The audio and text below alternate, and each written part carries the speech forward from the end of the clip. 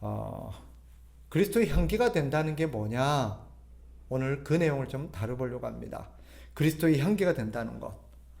그리스도의 향기가 된다니까 뭔가 좋은 냄새를 풍기고 좋은 역할을 하고 좋은 이미지를 나타내고 그런 것들을 먼저 떠올리게 되는데, 오늘 본문에서 말하고 있는 그리스도의 향기가 된다는 것은 그런 의미는 아닙니다. 오늘 본문에서 말하고 있는 그리스도의 향기가 된다. 자, 누가 그리스도의 향기입니까? 우리가 그리스도의 향기입니다. 즉, 모든 하나님을 믿는 신자는 그리스도의 향기가 된다라고 말하는데, 여기서 그리스도의 향기가 뭐냐? 복음입니다. 뭐라고요? 복음. 그래서 그리스도의 향기가 된다라는 말은 이런 의미를 담고 있습니다. 먼저 복음을 믿고, 우리가 복음을 믿고 복음대로 살고 복음을 말한다라는 의미가 담겨 있습니다. 그래서 누군가의 그리스도의 향기가 된다는 것은 내가 먼저 복음을 믿는 사람이 된다는 의미예요. 복음이 뭐예요? 하나님의 말씀이죠. 하나님의 말씀을 하나님의 말씀대로 우리가 들음으로써 이것을 하나님의 말씀으로 믿는 것입니다. 그 믿음을 가지고 우리는 그 믿음대로 사는 거죠. 그리고 사람들에게 우리가 믿는 그 복음, 우리가 믿는 하나님의 말씀을 말하는 것, 이게 그리스도의 향기가 된다라는 의미입니다. 그런 삶, 즉 복음을 믿고 복음대로 살고 복음을 말하는 삶은 오늘 성경에 따르면 그리스도의 향기가 그의 영혼에서, 그의 인격에서, 그의 삶에서 풍겨나게 되어 있다라고 말합니다. 그것이 그리스도의 향기입니다. 우리가 앞서 아까 말씀드린 것처럼 그리스도의 향기가 된다는 말을 종종 오해합니다. 자, 우리가 가서 이런 표현을 쓰지요. 가서 그리스도의 향기가 되십시오. 사람들에게 그리스도의 향기를 풍기십시오. 이러니까 사람들이 어떤 의미를 먼저 떠올리게 되냐면 오해를 하는데, 사람들에게 좋은 인상을 주십시오. 사람들에게 좋은 사람이 되어 주십시오. 그들에게 친절을 베풀어 주십시오. 뭐 이런 의미로 먼저 떠오르게 됩니다.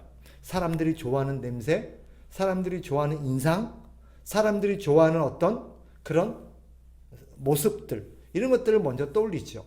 물론 그리스도인에게는 이런 친절함도 있어야 되고, 사람들에게 이렇게 친절을 베풀고 호의를 베풀고 그들에게 이렇게 좋은 어떤 이미지라든지 좋은 인상을 줄 수 있도록 우리는 애를 써야 합니다. 그런데 그리스도의 향기가 된다는 것은 그런 건 아니에요. 즉, 그리스도의 향기가 된다는 것은 우리가 복음을 풍겨낸다는 뜻이지 사람들에게 좋은 사람이 된다는 뜻이 아니에요. 우리가 그 사람들에게 좋게 보이고 친절을 베풀고 이 모든 것들이 다 좋은 것이지만, 그 목적이 만약에 사람들에게 잘 보이기 위함이라면, 그래서 다른 사람들에게 그저 칭찬받고 좋은 사람이라고 평을 받고 다른 사람에게 좋은 인상을 남기기 위한 목적이라면 그것은 그리스도의 향기하고는 거리가 있어요. 그리스도의 향기가 뭐라고요? 복음을 그들에게 풍겨내는 것입니다. 우리를 통해서 복음을 그들은 보고 듣고 경험하는 거죠. 그게 그리스도의 향기가 된다는 것입니다. 만약에 어떤 사람이 정말 좋은 사람이에요. 주변 사람들에게 막 친절하고 말도 참 친절하고 뭘 잘 나눠주고 잘 도와주고 위로도 잘해주고 뭐 이런 사람이 있다고 쳐요. 그래서 사람들이 되게 좋아해요. 이런 사람은 복음의 어떤 그리스도의 향기를 풍기는 사람이냐? 그렇지는 않아요. 그건 그저 좋은 사람이죠. 근데 성경은 우리에게 너는 좋은 사람이 되라고 말하지 않아요. 우리에게 좋은 사람이 되라고 요구하지 않아요. 어떤 사람이 되래요? 그리스도의 향기를 풍기는 사람이 되라고 말해요.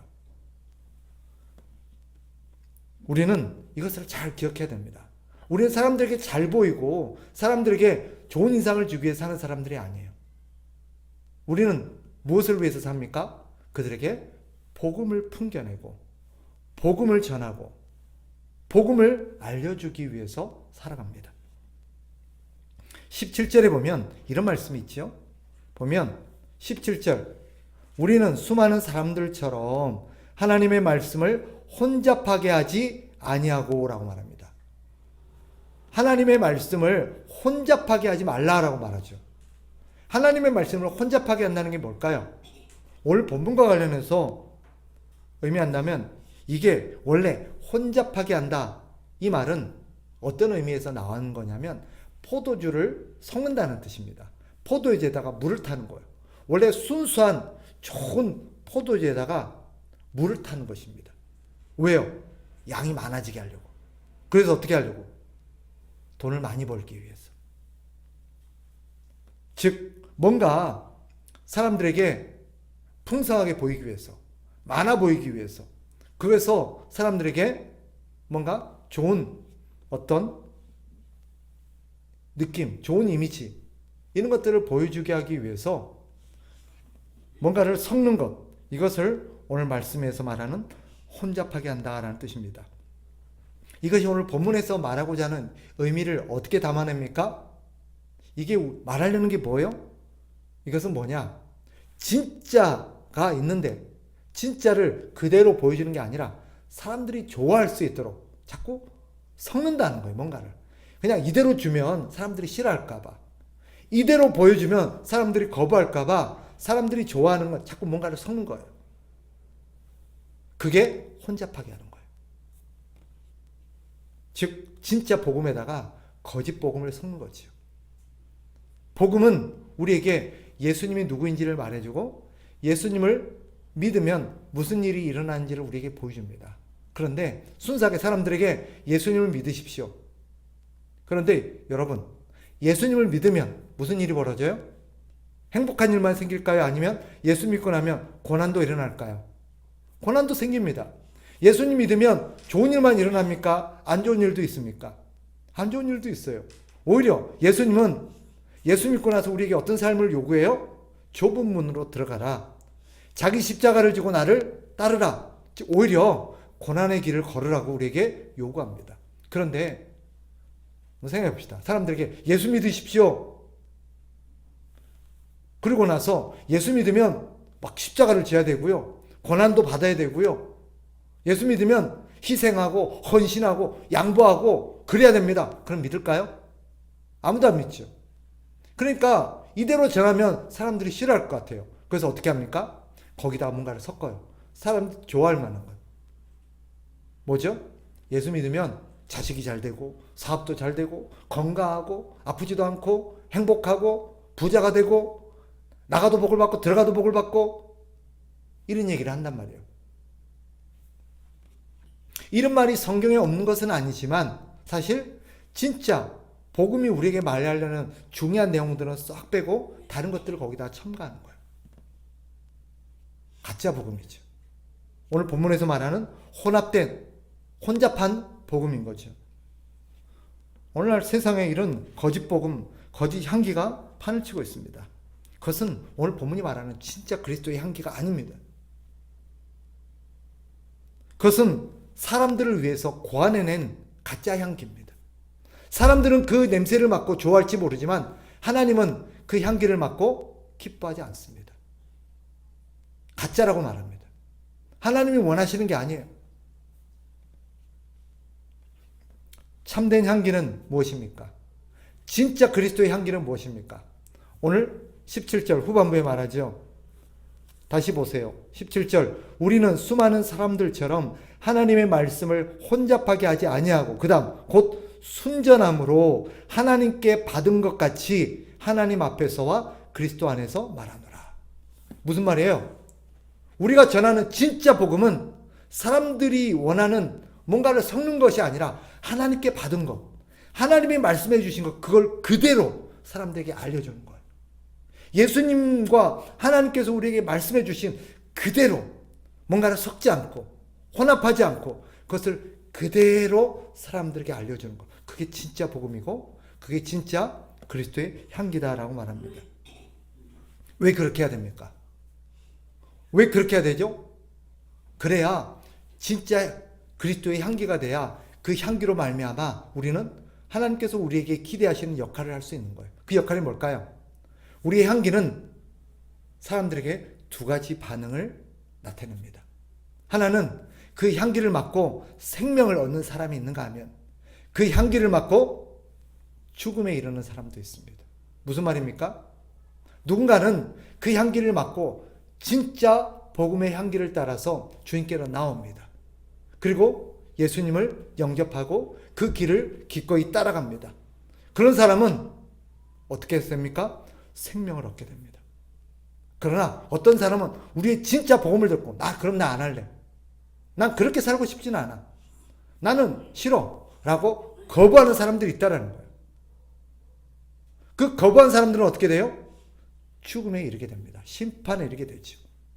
그런데 만약에 우리가 가짜 복음을 전했다고 칩시다. 진짜를 해줘야 좋아하든 싫어하든 좋습니다. 그게 진짜라면 내가 그 길로 가겠습니다 라는 사람도 있고, 진짜라면 싫다, 난 그거 안 할래 라고 말하는 사람도 있을 거예요. 그런데 가짜 복음을 우리가 증거했다고 칩시다. 뭔가를 거기에 섞었다고 칩시다. 사람들이 좋아할 만한 거를 거기다가 가미했다고 칩시다. 그래서 사람들이 그게 혹해가지고 그게 진짜인 줄 알고 그거 믿었어요. 그런데 걸어가 보니까 어때요? 진짜로 예수 믿어보니까 어때요? 진짜로 복음을 만나보니까 어때요? 그게 가짜였다는 걸 알게요. 왜 진짜를 얘기 안 해주고 가짜를 얘기해줬냐라고 말하는 사람이 있을 거예요. 어떤 사람은 그 가짜 때문에 거짓된 믿음으로 살아가다가 멸망의 길을 가는 사람도 있을 거예요. 아닙니다. 그것은 결코 옳지 않습니다. 하나님께서 우리에게 요구하시는 건 뭐예요? 진짜 그리스도의 향기를 풍기라는 거예요. 그래야 사람들이 생명을 얻든지 심판에 이르든지 하지, 네가 가짜를 전하면 생명을 얻는 사람이 없을 거라는 거예요.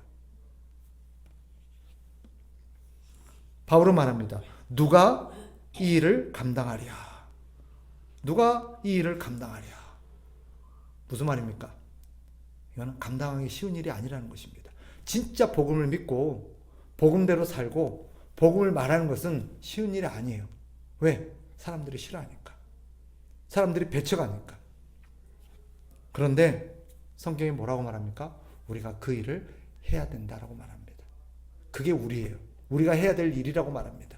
물론 바울이 말한 것처럼 그걸 누가 할 수 있겠는가라고 우리가 걱정할 수 있지만, 우리는 그것을 해야 되는 사람이고, 우리가 그것을 순종함으로 할 때 하나님께서 감당할 힘도 주실 줄 믿습니다. 아멘. 그러니까 결론은 이거예요.